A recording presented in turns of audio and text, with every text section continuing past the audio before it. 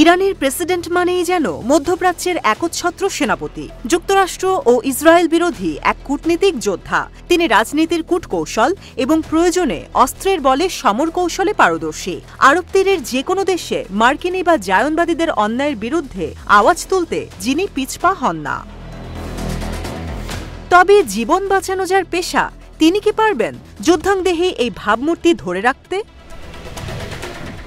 বলছি ইরানের প্রেসিডেন্ট প্রার্থিতায় এগিয়ে থাকা মাসুদ পেজেশকিয়ানের কথা। একাধারে চিকিৎসক ও রাজনীতিক পেজেশকিয়ান চলমান প্রেসিডেন্ট নির্বাচনে পেয়েছেন 1,08,00,000 ভোট। নির্বাচনী প্রচারণায় তিনি বলেন, ক্ষমতায় এলে যুক্তরাষ্ট্রের সাথে সম্পর্কে উন্নয়ন করবেন, সুসম্পর্ক বজায় রাখবেন ইসরায়েলের সাথেও। এরপরই প্রশ্ন উঠেছে, ডাক্তার ক্ষমতায় আসিবার পূর্বেই কি তৃপ্তির ঢেকুর তুলছে যুক্তরাষ্ট্র? এর উত্তর খুঁজতে ফিরতে হবে পেছনে, জানতে হবে কে এই পেজেশকিয়ান, কিভাবে হাসপাতাল থেকে উঠে এলেন মসনদের দৌড়ে। 1952 সালের সেপ্টেম্বরে ইরানের বনাব শহরে জন্ম নেন মাসুদ পেজেশকিয়ান। বরাবরই ভালো ছাত্র ছিলেন তিনি। তাবরিজ বিশ্ববিদ্যালয় থেকে চিকিৎসায় ডিগ্রি অর্জন করেন এবং পরবর্তীতে বিশেষজ্ঞ হন কার্ডিওথোরাসিক সার্জারিতে। তার চিকিৎসা ক্যারিয়ার নানা সাফল্যে ভরপুর, যার ফলে খুব কম সময়ের মধ্যে তাবরিজের সিনা হাসপাতালের কার্ডিওভাস্কুলার সার্জারি বিভাগের প্রধান হিসেবে দায়িত্ব নেন তিনি।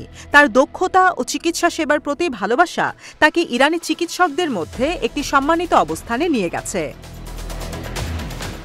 তবে গেল 25 বছরে সেই সার্জন এখন রাজনীতিতে, তাও আবার প্রেসিডেন্টের দৌড়ে। খুব কম সময়ে তেহরানের রাজনীতিতে প্রভাবশালী ব্যক্তিত্ব হিসেবে নিজেকে প্রতিষ্ঠিত করেছেন পেজেশকিয়ান। 2000 সালে প্রথমবার ইরানের পার্লামেন্ট নির্বাচিত হন তিনি। এ সময় তিনি তাবরিজ, ওস্কু ও আজারশার জনগণকে প্রতিনিধিত্ব করেন। সেই যে শুরু, এরপর আর ফিরে দেখতে হয়নি তাকে। দীর্ঘ রাজনৈতিক ক্যারিয়ার জুড়ে পুনরায় নির্বাচিত হয়েছেন বহুবার। এতেই প্রমাণ মেলে তার দীর্ঘস্থায়ী জনপ্রিয়তা ও কার্যকারিতার। 2000 সালে নির্বাচিত হয়েই সংসদ সদস্য থেকে বড় লাফ দেন পেজেশকিয়ান। পরের বছর 2001 সালে তৎকালীন প্রেসিডেন্ট মোহাম্মদ খাতামির শাসনামলে স্বাস্থ্য ও চিকিৎসা শিক্ষামন্ত্রী হিসেবে দায়িত্ব নেন। এই পদে থাকাকালীন তিনি ইরানের স্বাস্থ্য ব্যবস্থার উন্নয়নের জন্য বাস্তবায়ন করেন নানা সংস্কার কার্যক্রম। তার মন্ত্রিত্বের সময় স্বাস্থ্য অবকাঠামো উন্নয়ন এবং দেশের স্বাস্থ্যসেবা বিস্তারে বড় ভূমিকা ছিল তার।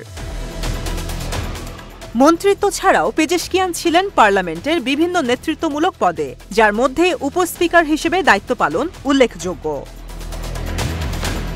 স্বল্পভাষী পেজেশকিয়ানের এত বিপুল জনপ্রিয়তার পেছনে কারণ তার অকুতোভয় সত্তা। 1980 সালে ইরান-ইরাক যুদ্ধে 8 বছর কাজ করেন যুদ্ধের ময়দানে। তবে তার লড়াই করতে নয়, আহতদের চিকিৎসা দিতে। সেই থেকে তাকে অন্যতম ভরসার চোখে দেখা শুরু করে দেশটির জনগণ।